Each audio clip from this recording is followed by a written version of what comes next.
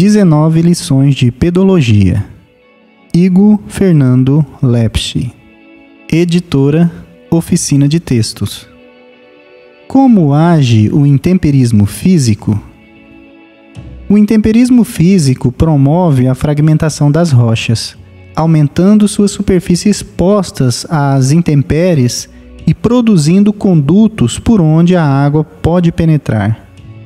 Esses processos são mais atuantes nas zonas naturais de fraqueza das rochas, tal como nas fraturas que ficam mais expostas à atividade de organismos, desde bactérias até raízes de árvores, que trabalham em conjunto para desintegrá-las. Também oscilações de temperatura, tanto durante o dia como à noite, provocam dilatações com o calor e contrações com o frio, que induzem mais fraturas. A água, penetrando nessas fendas, pode fazê-las alargar, desintegrando a rocha tanto pelo aumento do seu volume, ao se congelar, como pelo crescimento de cristais de sais nela dissolvidos, ao se evaporar. Sem alterar muito a composição das rochas, o intemperismo físico quebra grandes rochas em fragmentos menores, eventualmente do tamanho de areias ou silt, que quase sempre são compostos de um só mineral. Com a diminuição do tamanho das partículas e o aumento da superfície total de contato, o intemperismo físico abre caminho para o intemperismo químico, que, por sua vez, dissolve algumas substâncias, as quais podem ser diretamente absorvidas pelas plantas, eliminada do sistema pelas águas de drenagem ou se recombinarem em novos minerais. O que provoca as fragmentações das rochas? As rochas podem se rachar ou se fragmentar por várias razões, entre as quais estão os estresses em pontos naturais, planos de clivagem, etc., e de fraqueza, fraturas, por exemplo, ativados por atividade biológica e processos químicos. As rochas têm zonas naturais de fraqueza e, por isso, tendem a se partir. Nas rochas sedimentares e metamórficas, essas zonas naturais estão entre as camadas formadas por deposições sucessivas. Granitos e outras rochas ígneas são maciças e tendem a se quebrar em fraturas regulares chamadas de juntas, as quais se formam quando as rochas estão muito abaixo da superfície. Quando elas estão expostas à atmosfera, ficam livres de toneladas de peso acima delas, fazendo as juntas abrir-se um pouco, propiciando o intemperismo químico. A atividade de organismos também aumenta o intemperismo físico e químico. As bactérias e algas invadem as fendas das rochas, produzindo microfraturas. A acidez produzida por esses micro-organismos promove a hidrólise dos minerais. Muitas vezes, a fenda de uma rocha aumenta por causa das raízes que nela penetram, provocando a rachadura da rocha, tal como as raízes das árvores fazem com as calçadas.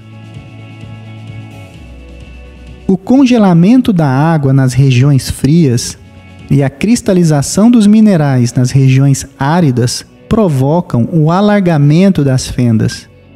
Um tipo comum de alteração em rochas ígneas é a alteração esferoidal, a qual ocorre quando as arestas e os vértices dos blocos rochosos são mais expostos ao intemperismo químico do que as faces, resultando na formação de blocos arredondados. Outras forças contribuem para o intemperismo físico, a corrente de rios que correm sobre as rochas e a ação das geleiras, que quebram e pulverizam as rochas. Como ocorre o intemperismo químico? O intemperismo químico é provocado principalmente pela ação da água e das substâncias nela dissolvidas, como ácido carbônico, oxigênio e compostos orgânicos que ajudam a decompor os minerais, transformando os menos resistentes em sais solúveis e em novos minerais ou neominerais. Alguns minerais primários são mais facilmente decompostos e solubilizados pela água, ao passo que outros são praticamente insolúveis. Em um grande período de tempo e em condições de calor e chuva abundantes, a maior parte dos minerais primários se intemperiza, deixando um resíduo rico apenas em minerais muitíssimo resistentes.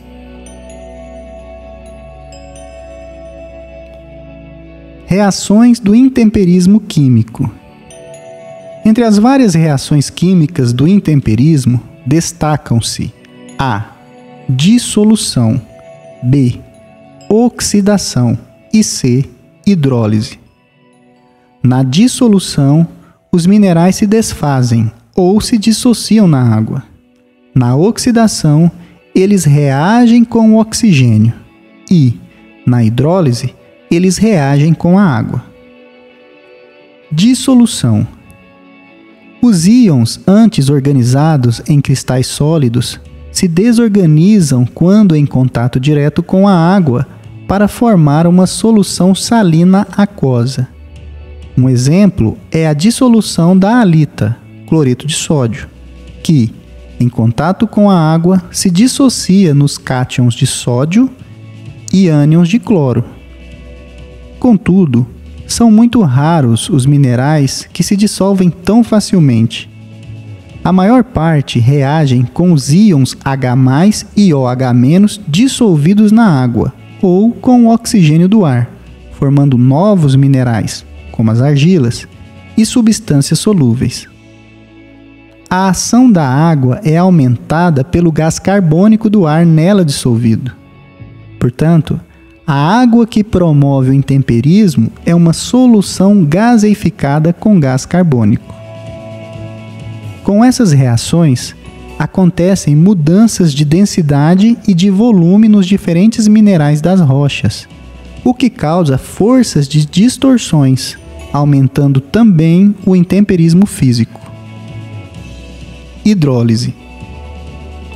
A hidrólise é uma reação química na qual os elementos ionizados da água, H+ e OH-, substituem, de modo equivalente, outros íons de um mineral, perfazendo sua estrutura cristalina desfazer-se ou modificar-se.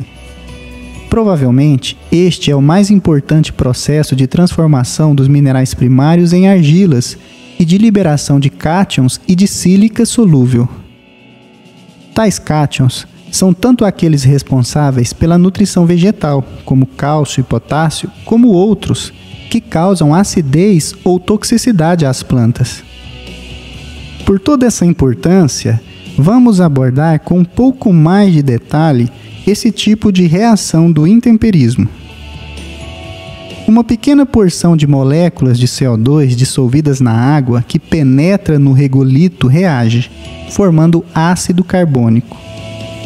Este ácido é classificado como fraco, porque pouco se dissocia. Mesmo uma pequena quantidade de H+ e HCO3- na água da chuva, agindo constantemente, é capaz de remover cátions como sílica da estrutura dos minerais. Por outro lado, a respiração dos organismos que se instalam desde o início da formação do solo produz também gás carbônico que se dissolve na água.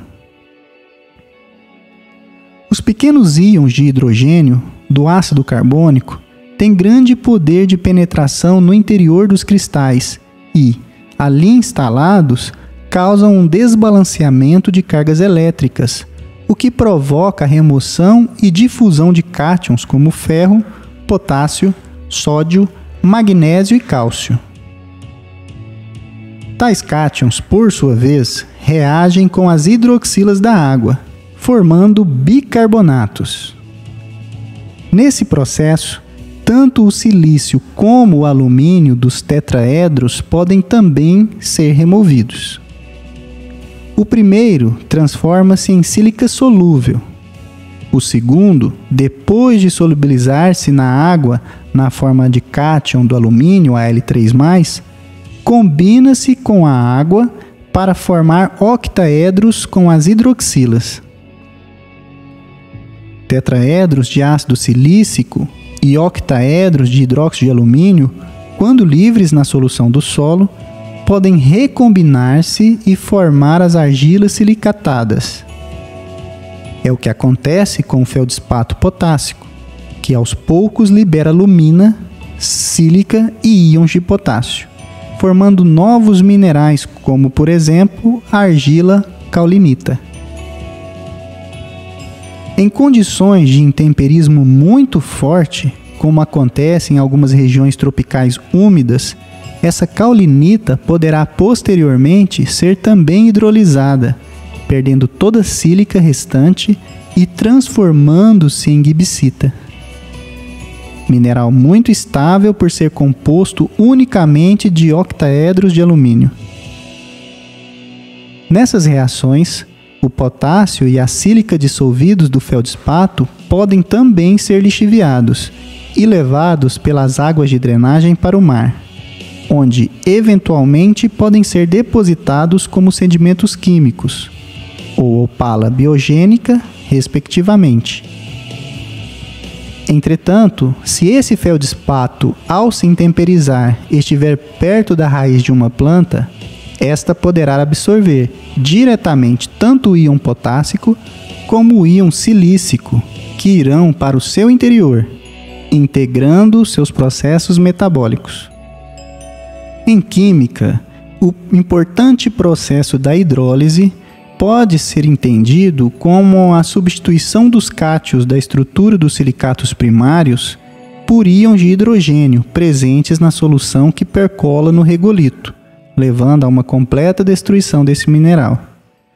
Apesar de as reações químicas envolvidas nesse processo não seguirem sempre o mesmo caminho, para todos os minerais primários, ela sempre começa com a substituição dos cátions básicos, como potássio, cálcio e magnésio, estendendo-se também aos cátions silício e alumínio, embora este último, como veremos adiante, se não combinado às hidroxilas, poderá causar toxicidade às plantas. Oxidação. No caso de minerais que contêm ferro, como ortosilicato olivina e os silicatos em cadeia, piroxênios e anfibólios, a hidrólise promoverá também a remoção do ferro ferroso, que liga os tetraedros que têm o silício substituído pelo alumínio. Isso causa o desmantelamento completo desses tetraedros. Depois de esse ferro ser removido, ele pode passar por processos de oxidação, transformando-se no íon férrico que compõe os óxidos de ferro. Perdendo elétrons, o íon ferroso, ferro 2+, forma-se em íon férrico, ferro 3+, que facilmente se combina com o oxigênio e a água, formando os óxidos de ferro, hematita, e os oxidróxidos de ferro, goetita. No solo, é comum tais óxidos recobrirem as partículas de caulinita, fazendo com que o solo tenha cor avermelhada, no caso da hematita, ou amarelada, no caso da goetita. Intemperismo geoquímico e pedoquímico. Normalmente, o intemperismo é representado como ocorrendo na parte inferior do solo, no contato direto com a rocha ou no seu saprólito. No entanto, ele está sempre presente, ainda que com intensidades diferentes, em todo o regolito. Por isso, alguns autores fazem uma distinção entre o intemperismo geoquímico e intemperismo pedoquímico. O primeiro é aquele que está ocorrendo abaixo do sólum, no saprólito ou na rocha, decompondo seus minerais primários. O segundo é o que ocorre com os minerais secundários do próprio solo e é mais influenciado pela atividade biológica e outros processos pedogenéticos.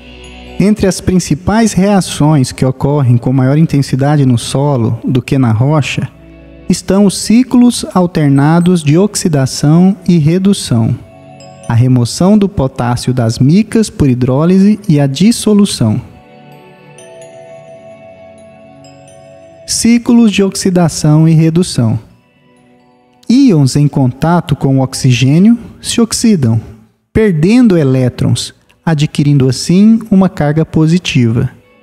Ao passo que, quando em contato com o hidrogênio, se reduzem, ganhando elétrons e perdendo uma carga negativa.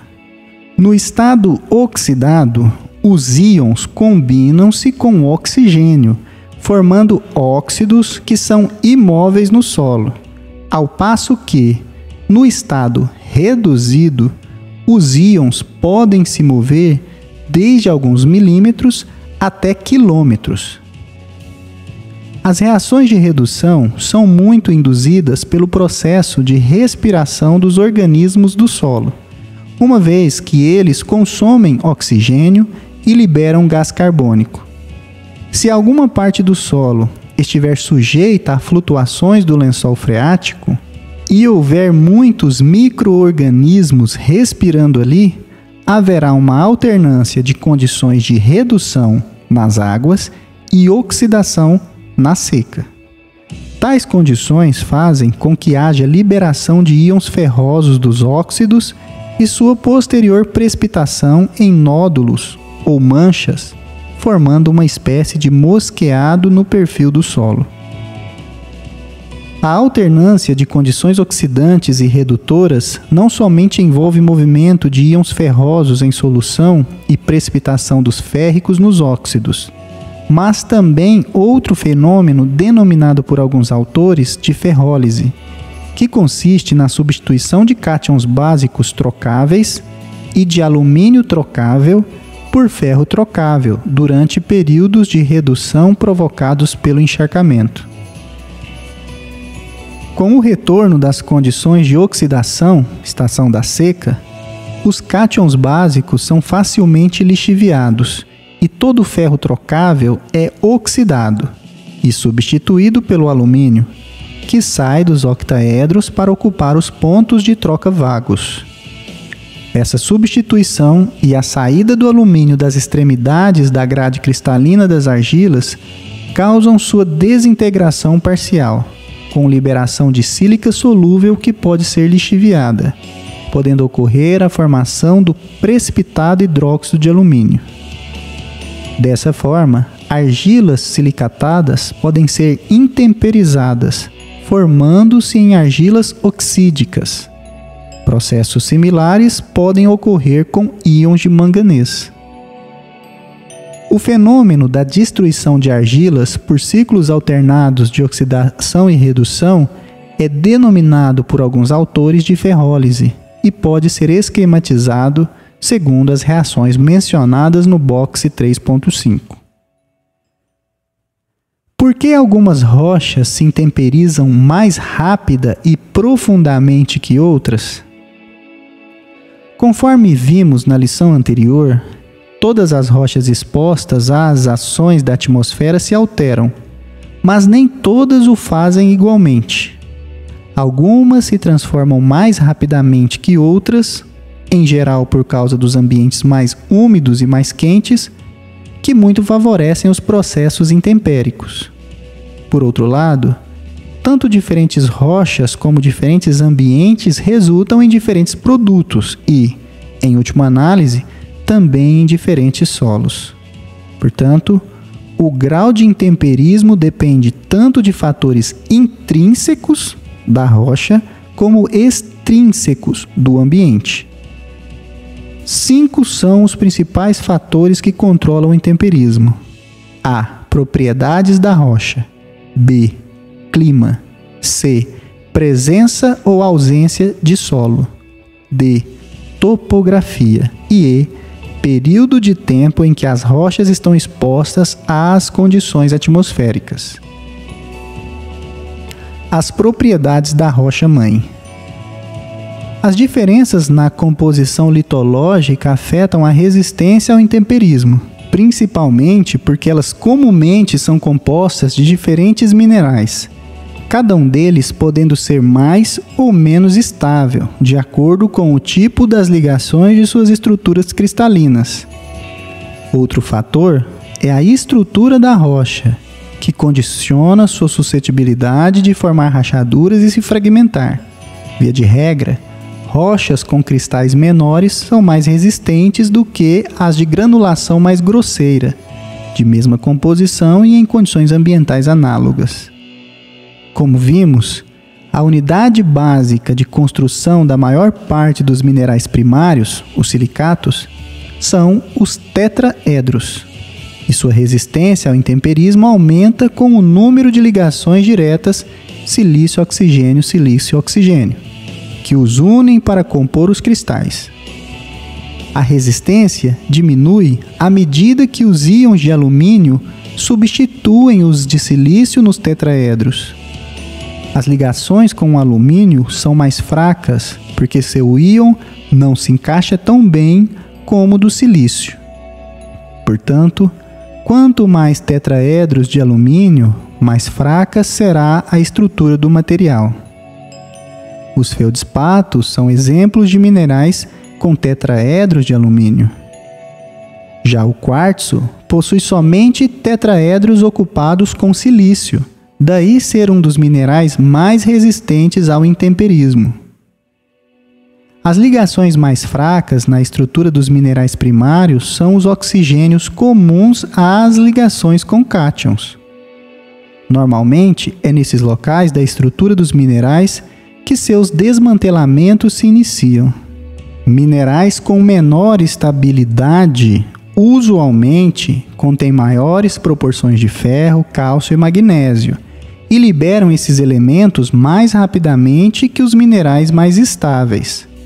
Portanto, com base em suas estruturas cristalinas, os principais minerais podem ser ordenados em função da sua estabilidade ou, inversamente, pela sua susceptibilidade ao intemperismo, constituindo esquemas muito úteis para prever o grau de intemperismo de determinada rocha ou até mesmo o solo. A série de estabilidade de Goldish é muito usada para estimar a resistência à alteração química dos minerais primários. Nessa série, o quartzo situa-se como os mais resistente ao intemperismo, seguido da muscovita, feldspatos de potássio, ortoclásio, biotita, feldspatos de sódio e cálcio, plagioclásios, anfibólios, piroxênios e olivina. Ilustrações sobre as séries de estabilidade de minerais são encontradas. Vários dos mais importantes minerais que formam o solo estão ordenados na seguinte forma: dos mais estáveis, óxidos de ferro e alumínio e quartzo, aos menos estáveis e mais escuros, piroxênios e olivina, na seta inclinada para a direita. Estes últimos, com o intemperismo químico, decompõem-se sintetizando argilas silicatadas, óxidos, íons em solução e sílica solúvel. Costuma-se utilizar a sequência de estabilidade de Goldish somente para minerais das rochas, com tamanhos de areias, os maiores, sob a ação do intemperismo geoquímico. Para estimar a sequência de estabilidade dos minerais secundários do solo, quando sob a ação do intemperismo pedoquímico, costuma-se utilizar a sequência de Jackson, ou sequência de Jackson, uma vez que pressupõe minerais do tamanho das argilas, a maior parte secundários. Essa é uma sequência numérica em que os minerais menos estáveis recebem o número 1 e os mais estáveis o número 13. Nesse sentido, entre os minerais menos estáveis estão os sais solúveis halita e gesso, seguidos pela calcita e apatita. E entre os mais resistentes estão alguns óxidos e hidróxidos, como os de alumínio, ferro, finalmente, entre os mais resistentes, os de titânio. As argilas silicatadas, como a caulinita, a montimorilonita, a vermiculita e a muscovita, estão representadas nessa série com índices intermediários 10, 9, 8 e 7, respectivamente. Clima. As condições climáticas, além das características da rocha, também afetam muito a velocidade e o tipo do intemperismo. Uma vez que as temperaturas e as quantidades de água, tanto das chuvas como de locais mais elevados do relevo, condicionam a natureza e a velocidade das reações químicas, diferentes produtos em diferentes períodos de tempo se formam de acordo com o local em que a rocha está exposta. Quanto maior a temperatura e a quantidade de água, e mais frequente sua renovação, mais intenso e rápido será o intemperismo. Temperaturas elevadas e chuvas intensas aumentam a taxa de crescimento dos organismos e, portanto, sua influência no intemperismo. Em climas muito frios, a água é quimicamente inativa quando está congelada, do mesmo modo que em regiões áridas, onde ela não está disponível na maior parte do tempo. Em ambos os casos, a população de organismos é mínima, o que torna o intemperismo químico ainda menor. Nesses climas, o intemperismo químico é reduzido e o intemperismo físico pode ser relativamente mais ativo, por exemplo, quando a água congela dentro das fendas da rocha. Ela age como alavancas, quebrando-as. Em condições de climas muito quentes e úmidos, os processos de hidrólise são muito menos intensos e podem levar a uma completa remoção de sílica, como ilustrado pelas reações no box 3.3. Presença ou ausência de solo. O solo pode ser considerado tanto um produto do intemperismo como um fator que o influencia.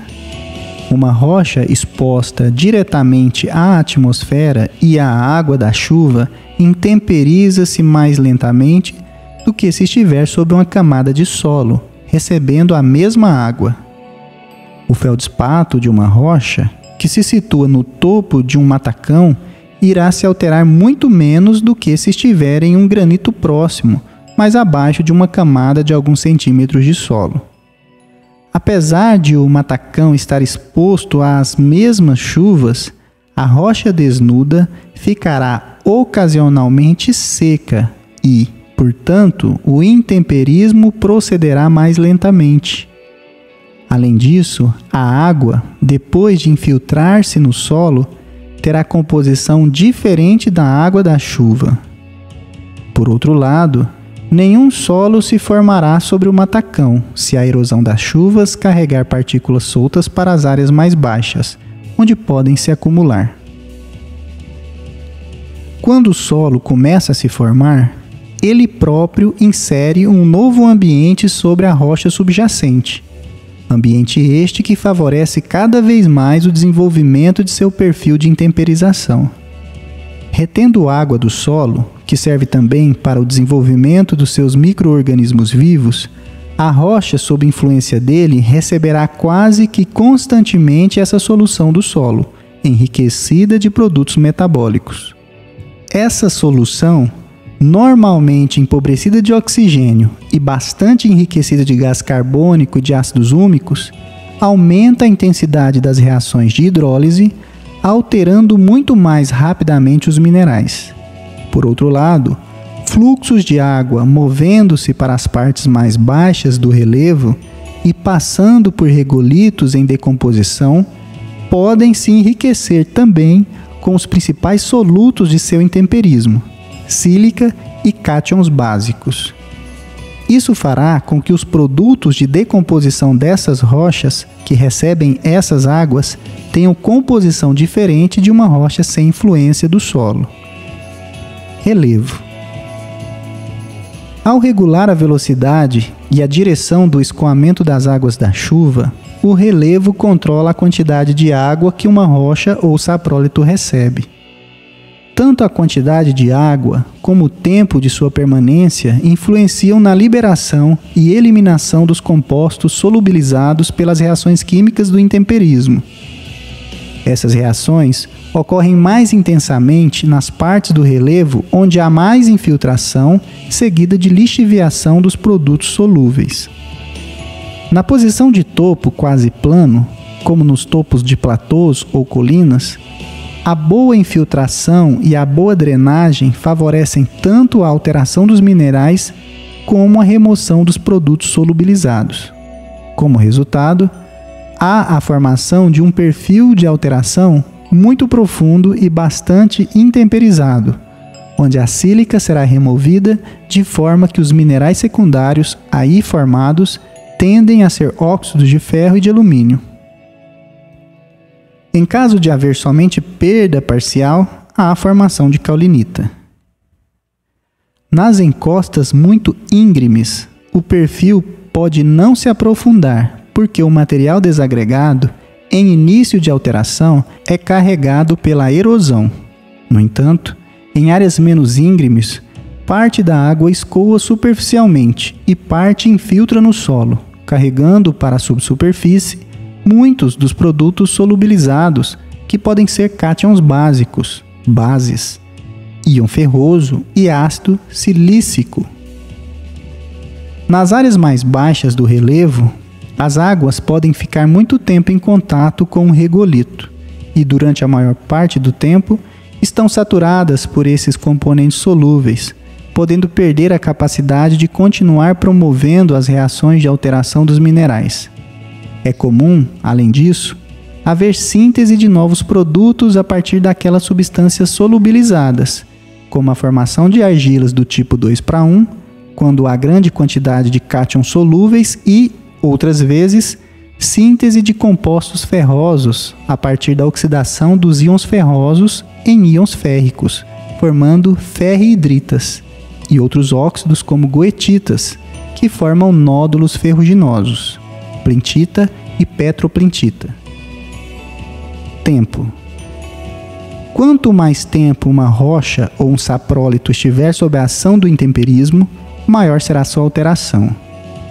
Esse tempo está em função tanto do tipo de rocha como das condições em que ela é exposta.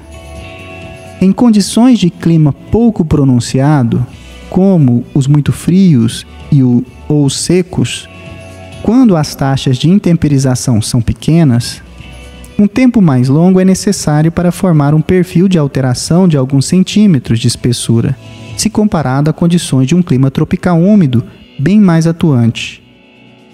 As taxas de intemperismo podem ser estimadas por meio de estudos de balanços de massa em pequenas bacias hidrográficas, medindo-se a quantidade de substâncias que anualmente saem dissolvidas nas águas de drenagem.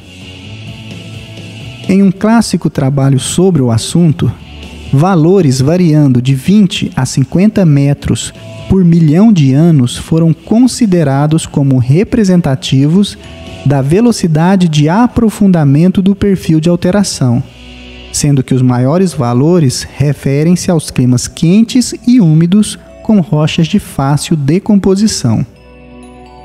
Os produtos do intemperismo.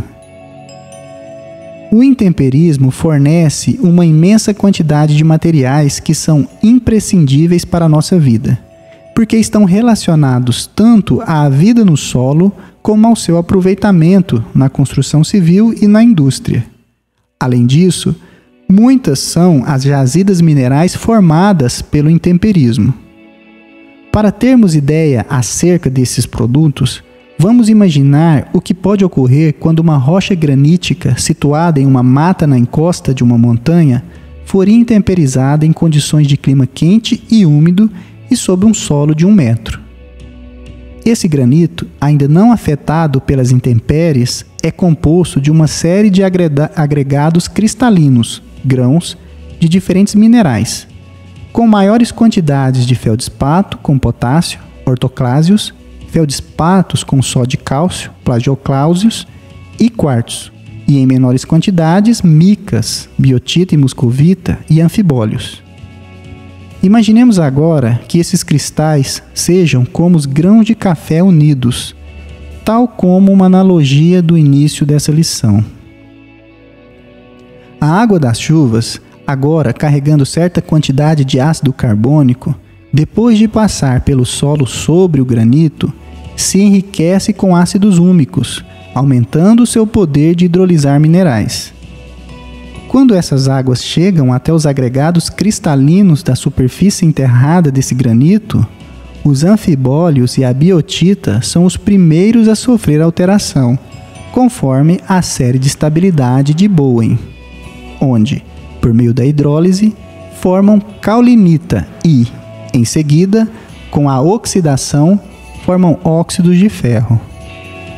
Como esses poucos e primeiros produtos do intemperismo ocupam maior volume que os numerosos e pequenos minerais originais, pontos de expansão são exercidos sobre a rocha, fazendo-a esmigalhar-se e iniciar a formação de uma camada de saprólito que os geólogos chamam de arena, popularmente conhecida como saibro. Podemos agora comparar aquela arena com o pó de café, em cima de um coador, pronto para ser atacado pela água da chaleira. Nessa água, os feldespatos se alteram, mais caulinita é sintetizada e mais íons, sódio, potássio e cálcio, e sílica solúvel, são liberados e removidos pela lixiviação. Por outro lado, os grãos de quartzo e alguns de muscovita permanecem como minerais primários residuais, em razão da maior resistência ao intemperismo. À semelhança do nosso café, podemos imaginar os dois produtos formados nessas reações intempéricas. O resíduo, similar à borra que ficou no coador, e a solução lixiviada de sais, similar ao café que iremos saborear. Se esse saprólito ou saibro não for erodido, aos poucos será transformado em solo acima do granito. Logo, vários processos poderão ocorrer nesse resíduo que permanece in situ, tais como eluviação de argila, avermelhamento ou rubificação com óxidos de ferro e tantos outros que veremos nas lições subsequentes quando falarmos sobre os processos de formação do solo.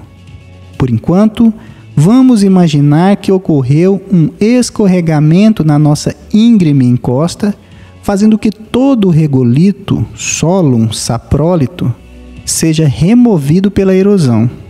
Então, veremos a seguir o que poderia acontecer com os sólidos levados pelas enxurradas e os íons dissolvidos e levados pela lixiviação ao lençol freático. Caso o regolito seja erodido, as partículas de quartzo e de argila serão transportadas primeiro para o fundo do leito dos rios e partículas maiores e mais pesadas para os oceanos, onde se acumularão, carregadas pelas ondas, para formar as praias. As argilas cauliníticas serão depositadas em águas mais calmas, formando sedimentos argilosos que futuramente poderão até fornecer materiais para as indústrias de cerâmicas. O material dissolvido, íons e sílica solúvel, depois de transportado para o lençol freático, nascentes e água dos rios, terminaria também nas águas do mar para tornar-se parte de seus sais.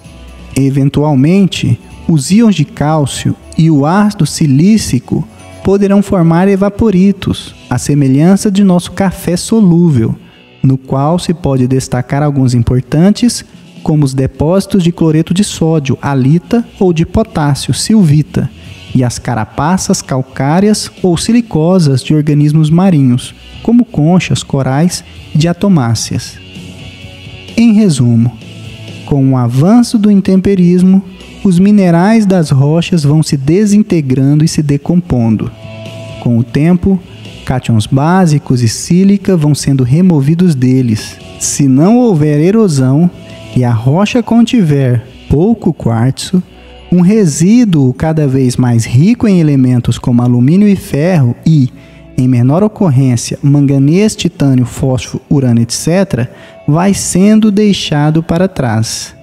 Apesar de, na rocha intacta, esses elementos se encontrarem em quantidades muito reduzidas, depois do intemperismo, da remoção de silício e cátions básicos, eles se concentram na forma de resíduos que, por vezes, podem ser economicamente explorados como minérios. Entre os resíduos do intemperismo economicamente mais importantes, destacam-se alguns minérios, a saber, os de alumínio, a bauxita, comum na Amazônia e em Poços de Caldas, Minas Gerais, os de ferro, hematita, do quadrilátero ferrífero de Minas Gerais e Carajás, no Pará, os de manganês, níquel e fósforo, sendo este último formado a partir da concentração residual da apatita, como em Catalão e Araxá, Minas Gerais, de onde se extraem importantes matérias-primas para a industrialização dos fertilizantes fosfatados.